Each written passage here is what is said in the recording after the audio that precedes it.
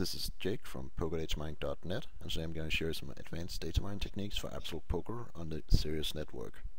I'm going to be using Idleminer Absolute. If you're not familiar with this, I would recommend that you go watch my introduction video at www.PokerDatamining.net/datamine-Sirius, where you can also download a free trial. I'll go ahead and launch the program now. And I'll just, before I show you how to do this, I'll turn up a filter I used earlier, like this. And before we start, I'll just tell you a little bit about how people use the datamine and what I'm doing different right now. When most people datamine, they'll open up around 10 tables and then leave the computer to datamine while they go do something else. After a couple of hours, they'll come back and see that most of the table, if not all of them, have broken up, so they're data mining tables where nobody are playing, so they don't collect any hand histories on them, and they will then shut down the empty tables and open up new ones. And this works okay, and on some poker sites this is the only option you have.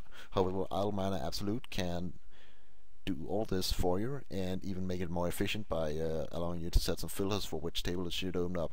And I'll just go ahead and show you how to set it up to do this now.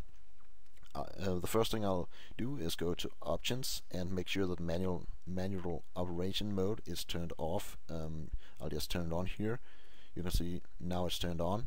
You'll see this by a check mark. You gotta make sure that this is turned off, so it looks like this. Then I will go here in the limit settings and select the kind of tables I want to data mine. I will select NL100. I do this by double clicking it, and I will just set it so it will data mine tables where there are a minimum of 4 players. You can, depending on the stakes you play and what kind of tables you usually play on, you may want to experiment a little bit with what kind of tables you want to data mine. You can also select more than one stake, and you can also prioritize the tables. So like if you play both heads up and 6 max, you consider to data mine a mix of the stakes with different priorities. So it, for example, to prioritize heads up tables, so it opens up all the heads up tables that it can, and when there are no more heads up tables, it'll fill up with 6 max tables. Now, before I show you how this works, I'll just show it down here. You can define, you can tell Idleminer how many tables to open. I'll leave it at 4 because if I do more on the video, it'll look very confusing and chaotic. I recommend that you just crank this up to the maximum tables you can open. And now I'll go ahead and tell it to start data mining by clicking the start button.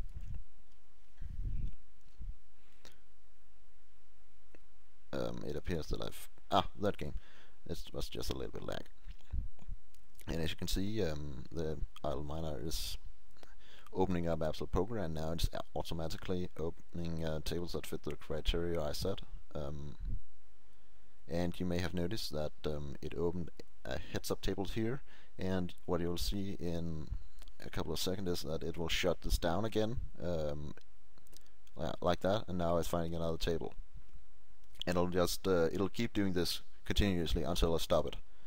I'll just wait a second for it to open the new table. Yeah, that comes.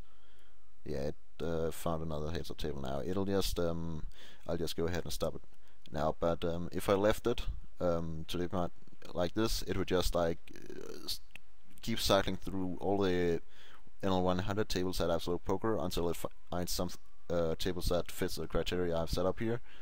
And this is very effective, especially if you leave your computer to data mine overnight, or you leave it like just for a couple of hours, because you'll get lots more hand histories than you would usually do if you aren't using this.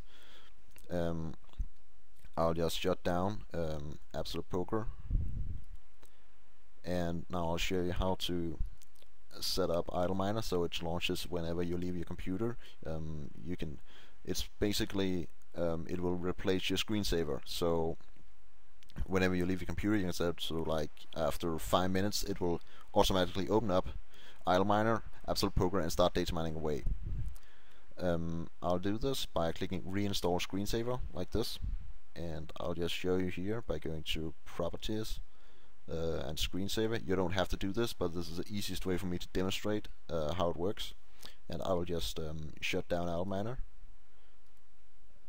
And now here in the screensaver, there are different settings, and I can also I can tell how long I should wait. This is just like it works like any other screensaver.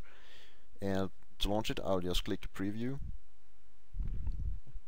You can see it opened up Idleminer Absolute, and it's now starting to data mine. It has been launching Absolute Poker now, and now it's launching tables. Now, since I'm using the preview, it doesn't look exactly like it would if the screensaver had activated. However, I think you get the general idea here, so I'll just I'll stop it again by clicking Stop and Kill Absolute, because I want to shut down Absolute Poker 2. And I will also shut down Idleminer. And now I will show you how to import the hint histories into Holder Manager. So I will launch Holder Manager.